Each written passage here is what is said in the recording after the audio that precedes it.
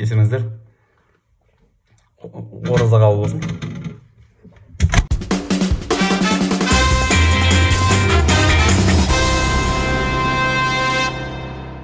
Баршаға сәлем. Мен үйдемін. Егер сіз осы бағдарламаны тамаша арнасынан көріп отырсаңыз, онда сіз үйдесіз. Бұл онлайн. Жүргізушісі мен оңдасын, барлығы оң болсын. Біздің бағдарламаның бір ерекшелігі темірдей тәртіпке бағынып, үйден шықпаңыз деген үндеуді қатты ұстану арқылы қызықты жаңалықтармен бөлісетін тілшілерден тұрады. Ендеше, еліміздің әр өңірінде, өз үйлерінде болып жатқан әртүрлі қызықты оқиғаларымен бөлісетін бір түрлі тілшілерімізбен таныс болыңыздар. Одан кейін барып, одан кейін жастықты былай бөлесіздер. 2 айғырдан 2 жылдың ішінде 10 айғыр шығарсақ па деп отырық. Мүлдем футболға сәйкес емес киіммен келген жігіт соққы бағыттады және. Біздің келесі жаттығуымыз. Қарақ қайда? Сурет емес қол, иптес салғанын. Көре, бот, көре. Ескертетін жағдай. Осы бағдарламадағы барлық сюжеттер тілшілердің өз ұялы телефондарына түсірілген. Сонымен, халық бар жерде қалжың бар демекші, еліміздің әр өңірінен келген бейне материалдарды тамашалаңыздар.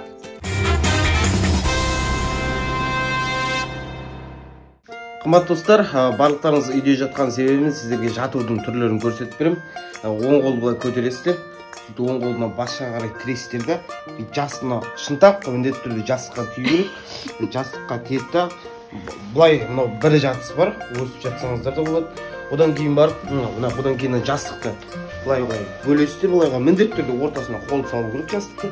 Сосын бұлай бөлесіздер дағы, бүйтіп қойасыздар да. Бұлай жатуға да болады. Екі қолды бұлай айқастырып жатуға да болады. Одан кейін бұлай қырымен де жату, бұлай шалқызынан да жатуға болады.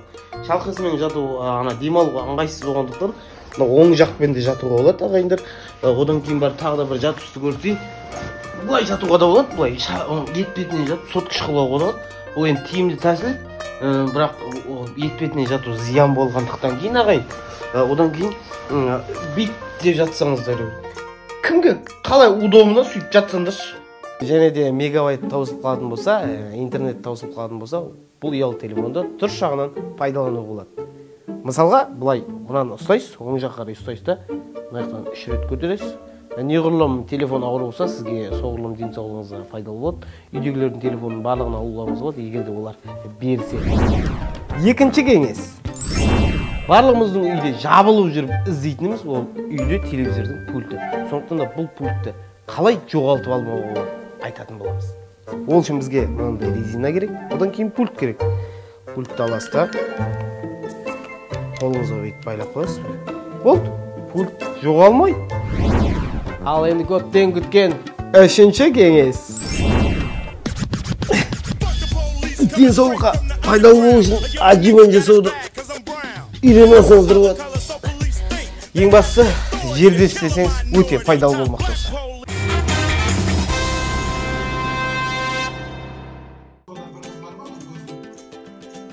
Тістейтін жылқы тісін көрсетпес, іші тар фермер қорасын көрсетпес. Эфирде жегені тоқаш, фермер боқаш. Тамашалаңыздар. Сәлеметсіз бе? Фермер боқаш сіз бе? Тамаша арнасынан кеп тұр едік. Қалдыр. Жүрдір. Боқаш аға, жылқы шаруашылығы қалай дамуда? Жылқы шаруашылығы өте қарқынды дамуда. Қазір қорада 2 айғыр бар. 2 айғырдан 2 жылдың ішінде 10 айғыр шығарсақ па деп отырық. 2 айғырдан қалай 10 айғыр?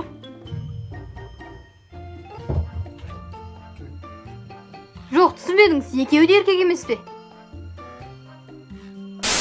Айғырларыңыздың өсу жағы қалай болып жатыр өз? Айғырлар пақуат. Айғырлар жақсы өсіп жатыр. Айғырларым күніне 2 сантиметрден өсіп жатыр екен өткенде қарап тұрсам. Бұл не тез өскіш болып қалды десем, сөйтсем ана астын тазалауды ұмытып кеткен. Жалпы айғырларыңыз үйретілген бе? Үйретілген, иә. Екеуі де ме? Жоқ, мынаны үйреттім. Мынауысы ше? Оған айттым, сен мынадан үйреніп ал дедім. Мынаған айттым, сен құр жүргенше мынаған үйрет дедім. Қарындас, не үшін мысалы? Біреуіне үйреттім, болды емес пе? Бәрін үйреніп, не істеймін? Ой, сіз де қатырасыз. Боқаш аға, жылқыларыңызбен көкпар шауып тұрасыз ба? Жоқ, бұлар асауға, бұлар мінгізбейді бұлар. Жаңа ғана үйреттім деп едіңіз ғой. Мен бұларды үйретсем, бұларды мінуге үйреткен жоқпын мен. Мен адамгершілікке үйреттім, мен ізеттілікке үйреттім. Мен мейірбандылыққа үйреттім. Үлкен кісілерге амандасуды үйреттім. Ұрлық жасамауды үйреттім. Біреудің ала жібін аттамауды үйреттім. Сыйлаңдар үлкен кісіні. Айтсаңызшы. Арнайы тамаша арнасы үшін фермер Боқаш. Иә, солай. Рахмет. Жақсы.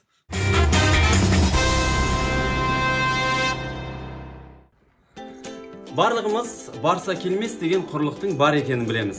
Бірақ Шымкентте Барса келмес деген стадионның бар екенін мен бұрын соңды естімеген екенмін. Шымкенттіктердің де шыға алмайтыны жоқ.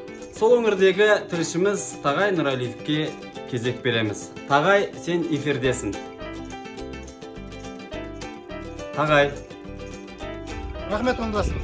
Ассалаумағалейкум, тамаша телеарнасының көрермендері. Біз қазір Шымкент қаласындағы Барса келмес стадиондамыз. Не үшін бұл жердің аты Барса келмес? Өйткені атақты Барселона футбол клубы, яғни Барса бұл жерге келмейді. Сол себепте бұл стадионның аты Барса келмес. Барса келмес стадиондағы жастардың аяқ алысы, спортқа құлшынысы қандай? Бірге тамашалайық. Қайырлы күн, құрметті футбол жанкүйерлері. Қазір матчтың 42-ші минуты сары жедел жігіт доппен қазір өзінің әріптесін тамаша асырда, өлі тасырылған доппай қазір қақпашы бірінші болып жетті. Қақпашының өз әріптесіне асырған добы және мүлдем футболға сәйкес емес киіммен келген жігіт соққы бағыттады және арғы жақтағы голкипер өте тамаша допты тоса білді. Әлі де болса бұл жерде ойын ережесі бұзылды. Қазір қалың киініп алған жігітті белгісіз бір футболшы керек емес тәртіппен, әрекетпен ойынды тоқтатуға мәжбүрлетті және ешқандай жарақат жоқ. Барлығы тамаша, ойын жалғасады. Қайырлы күн, құрметті футбол жанкүйерлері. Шыңғыс Қожабекті еске алу турнирі, топтық кезең, екінші матч. Біз бүгін сіздерге уәде етілгендей 13-ші және 25-ші домның балалар арасындағы кездесуді назарларыңызға ұсынатын боламыз. Ойынның шамамен 6-шы минуты өтіп баруда. Қазір доппен нақтырақ айтқанда қай домның балалары екенін айта алмаймын, себебі бірдей түстегі ұзақтан бағытталған соққы. Қазір доппен белгісіз бір футболшы, оның алдынан Жанарыс шықты. Жанарыс допқа аяғын тамаша қоя білді. Өйткені аталған футболшылардың ішінде мен тек Жанарыстың ғана есімін біледі екем. Ойынның бас төрешісі жоқ, бірақ екі азамат және азаматша Көркем мен сен есімің кім? Жігіт кім? Тамерлан. Тамерлан VAR жүйесіне жауап беретін болады. Сонымен матчқа қайта ораламыз.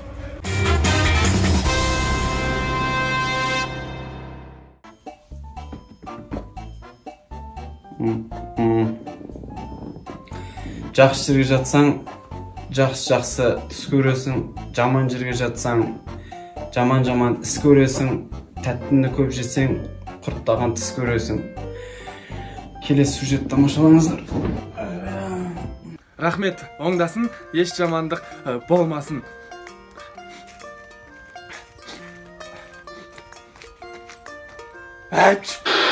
Байланысты Алматы облысы Еңбекшіқазақ ауданы Есік қаласы және мен тренер Манас. Бүгін мен сіздерге үй жағдайында жаттығу жасау тәсілдерін көрсететін боламын. Кеттік.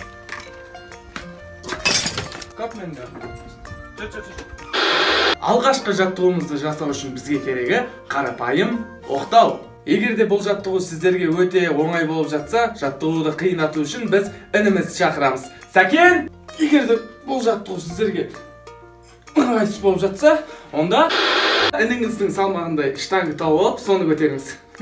Біздің келесі жаттығуымыз үйдегі нені? Біздің келесі жаттығуымыз келесі жаттығуымыз өзіміздің денемізді ауыр соққыларға үйрететін боламыз. Ол үшін бізге бір атан қажет.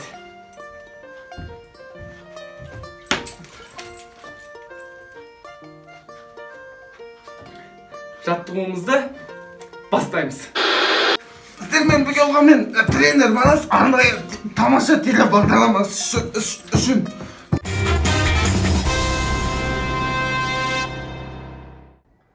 Егер сіз осы бағдарламаның аймақтағы тілшісі немесе қатысушысы болып эфирге шыққыңыз келсе, онда мына көрсетілген электронды поштаға бейнематериал жіберіңіз. Біз арасынан өзіміз таңдап аламыз. Ендеше назарды келесі сюжетке бұрыңыздар. Шланка естіле бере ма? Иә.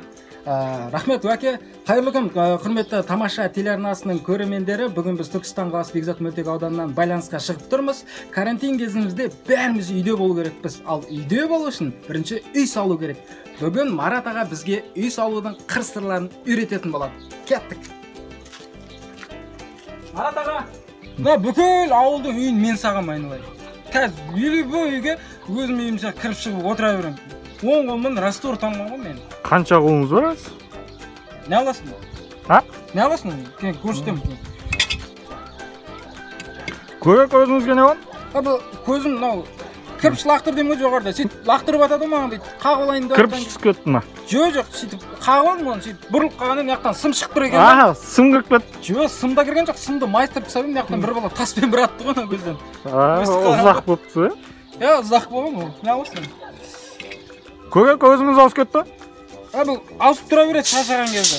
Сенде кезімізде біз бұрын күніне 25-30 үй салатынбыз. Суббота воскресенье күндері 45-50 үйге дейін салатынбыз. Ойбай, сурет емес қол, тез салатын. Көре. Маған қарсы шықпай-ақ қойсын. Одан кейін мынау өлшейтін аспап. Жаңағы біздің қабырғаларымыз түзуші үшін осыны қойып өлшейді. Мен бірақ мұны қолданбаймын. Көз глаз деген алмаз ғой бізде. Анау мысалы екі этаж үйді көріп тұрмын ана жердегі. Көре, ол жерде үй жоқ па? Қой? Үй не қылам мен, главный мына жерді көріп тұрсам болды ғой, мен осы жерді қалайтын жерімді көріп алсам болды. Миымды ашып қалды. Пияскілер дұрыс шығу үшін осындай арнайы сымдар қойып қояды. Осыны біліп алыңдар. Көре, сіз қауіпсіздік белгісін қолданбайсыз ба? Ой, қауіпсіздік белгісін не аласың? Біз аяғын алдық. Көре.